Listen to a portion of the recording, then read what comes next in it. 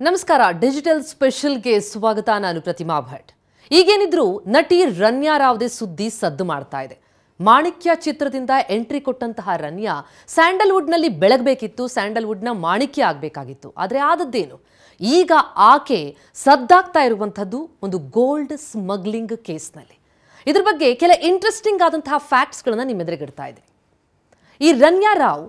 ಮೊದಲಿಗೆ ಚಲನಚಿತ್ರದಲ್ಲಿ ಮಿಂಚುತ್ತಾರೆ ಆದರೆ ಯಾವಾಗ ಈ ಗೋಲ್ಡ್ ಸ್ಮಗ್ಲಿಂಗ್ ಕೇಸ್ನಲ್ಲಿ ಸಿಲುಕೊಳ್ಳುವಂತಹ ಹಂತಕ್ಕೆ ಬಂದದ್ದು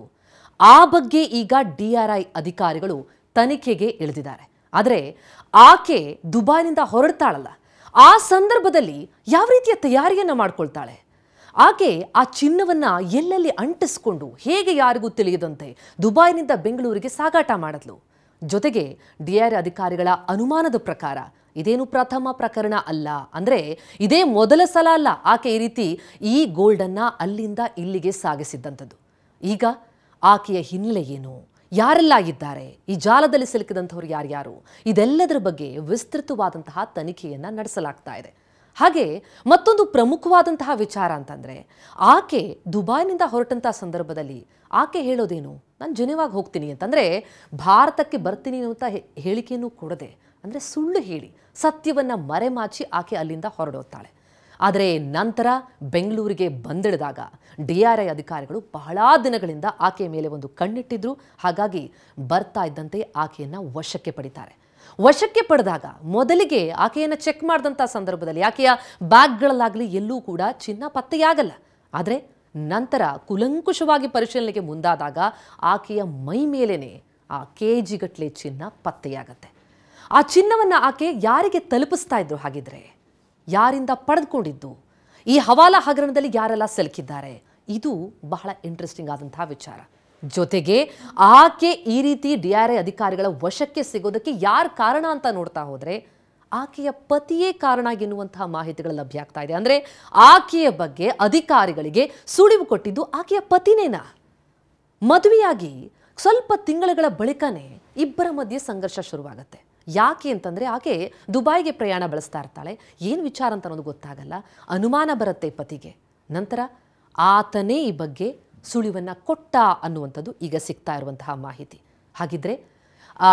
ರನ್ಯಾ ರಾವ್ನ ಪತಿ ಸಚಿವರು ಯಾರಿಗೋ ತಿಳಿಸ್ತಾರ ಈ ವಿಚಾರವನ್ನ ಆ ಸಚಿವರ ಮೂಲಕ ಡಿಆರ್ಐ ಅಧಿಕಾರಿಗಳಿಗೆ ಈ ವಿಷಯ ತಿಳಿದು ನಂತರ ಆಕೆ ವಶಕ್ಕೆ ಸಿಕ್ಕದ್ದ ಇದು ಈಗ ಬಹಳ ಕುತೂಹಲಕ್ಕೆ ಕಾರಣ ಆಗಿರುವಂತಹ ವಿಚಾರ ಹಾಗೆ ಆಕೆ ಈ ರೀತಿಯಲ್ಲಿ ಚಿನ್ನವನ್ನ ಸಾಗಾಟ ಮಾಡ್ತಾ ಇರೋದ್ರಿಂದಾಗಿ ಸಾಕಷ್ಟು ಪರ್ಸೆಂಟೇಜ್ ಅಷ್ಟು ತೆರಿಗೆಯ ವಂಚನೆಯಾಗ್ತಾ ಇದೆ ಜೊತೆಗೆ ದುಬೈನಿಂದ ಅಷ್ಟು ಸುಲಭನ ಆಗಿದ್ರೆ ಚಿನ್ನವನ್ನ ಹೊತ್ತು ತಂದು ಬಿಡುವಂಥದ್ದು ಇಷ್ಟು ದಿನಗಳ ಕಾಲ ಆಕೆ ತರ್ತಾ ಇದ್ರೂ ಕೂಡ ಹೇಗೆ ಆಕೆ ಸಿಲುಕೊಳ್ಳಿಲ್ಲ ಅಂದ್ರೆ ಅಲ್ಲಿ ಆಕೆಗೊಂದು ಸ್ಪೆಷಲ್ ಪ್ರೋಟೋಕಾಲ್ನ ವ್ಯವಸ್ಥೆ ಇರ್ತಾ ಇತ್ತ ಈ ಬಗ್ಗೆ ಕೂಡ ಈಗ ತನಿಖೆಯಾಗಬೇಕು ಎನ್ನುವಂತಹ ಆಗ್ರಹ ವಿಪಕ್ಷಗಳಿಂದ ಕೇಳಿ ಬರ್ತಾ ಇದೆ ಯಾಕಂದ್ರೆ ಆಕೆ ಒಬ್ಬ ಪೊಲೀಸ್ ಅಧಿಕಾರಿಯ ಮಗಳು ಹಾಗಾಗಿ ಅವರ ಶ್ರೀರಕ್ಷೆ ಆಕೆಗಿತ್ತ ಅಲ್ಲಿಂದ ಆಕೆ ಒಂದು ಕಾಲ್ ಮಾಡಿರ್ತಾಳೆ ಒಬ್ಬ ಕಾನ್ಸ್ಟೇಬಲ್ಗೆ ನಾನು ಬರ್ತಾ ಇದ್ದೀನಿ ಅಂತ ಆತ ಹೇಳ್ತಾರೆ ನಾನಿಲ್ಲ ಡ್ಯೂಟಿಯಲ್ಲಿ ಅಂತ ನೀನು ಬರಲ್ಲ ಅಂತಂದ್ರೆ ಅಂದರೆ ನೀವು ಬರಲ್ಲ ಅಂತಾದರೆ ನಾನು ನನ್ನ ತಂದೆಗೆ ಹೇಳ್ತೀನಿ ಈ ವಿಷಯವನ್ನ ಅಂತ ಆಕೆ ಹೇಳ್ತಾಳೆ ಅಂದರೆ ಈ ಎಲ್ಲ ಕರೆಗಳೇನಿವೆ ಇದು ಸೂಚನೆ ಕೊಟ್ಟದ್ದು ಅಥವಾ ಸುಳಿವನ್ನು ನೀಡ್ತಾ ಇರೋದು ಅನುಮಾನಗಳನ್ನು ಮೂಡಿಸ್ತಾ ಇರೋದು ಹಾಗಿದ್ರೆ ಈ ತಂಡದಲ್ಲಿ ಯಾರೆಲ್ಲ ಇದ್ದಾರೆ ಈಗ ರನ್ಯಾ ರಾವ್ ಮಲತಂದೆಯ ವಿಚಾರಣೆ ಕೂಡ ನಡೆಯುತ್ತಾ ಹಾಗಿದ್ರೆ ಸಾಕಷ್ಟು ಪ್ರಶ್ನೆಗಳು ಅನುಮಾನಗಳು ಮೂಡ್ತಾ ಇದೆ ಈ ಪ್ರಕರಣದಲ್ಲಿ ಹಾಗೆ ಈಕೆಯ ಹಿನ್ನೆಲೆ ನಾವು ಗಮನಿಸ್ತಾ ಹೋದಾಗ ಆಕೆ ಮೂಲತಃ ಚಿಕ್ಕಮಗಳೂರಿನವರು ಅನ್ನುವಂತಹ ಮಾಹಿತಿ ಲಭ್ಯ ಆಗ್ತಾ ಇದೆ ಆದರೆ ಸಿನಿರಂಗದಲ್ಲಿ ಮಿಂಚಬೇಕಾಗಿದ್ದಂತಹ ರನ್ಯಾ ಈ ರೀತಿ ಗೋಲ್ಡ್ ಪ್ರಕರಣದಲ್ಲಿ ಅಂದರೆ ಚಿನ್ನವಾಗಿ ಮಿಂಚಬೇಕಾಗಿದ್ದವಳು ಚಿನ್ನದ ವಂಚನೆಯಲ್ಲಿ ಹೀಗೆ ಗೋಲ್ಡ್ ಸ್ಮಗ್ಲಿಂಗ್ ಕೇಸ್ನಲ್ಲಿ ಸಿಲುಕಿರುವಂಥದ್ದು ದುರದೃಷ್ಟಕರ ಆದರೆ ಈ ಪ್ರಕರಣದ ಆಳಕ್ಕೆ ಇಳಿದು ಯಾರೆಲ್ಲ ಇದ್ದಾರೆ ಅನ್ನೋದು ಪತ್ತೆ ಹಚ್ಚಬೇಕಾಗತ್ತೆ ಹಾಗೆ ಇಲ್ಲಿ ಪ್ರಮುಖವಾದಂತಹ ಅನುಮಾನ ಇರೋದು ಮತ್ತೊಬ್ಬ ಅರೆಸ್ಟ್ ಆದಂತಹ ವ್ಯಕ್ತಿ ಆಕೆಯ ಸ್ನೇಹಿತ ಆತನೇ ಇದಕ್ಕೆಲ್ಲದಕ್ಕೂ ಮೂಲನ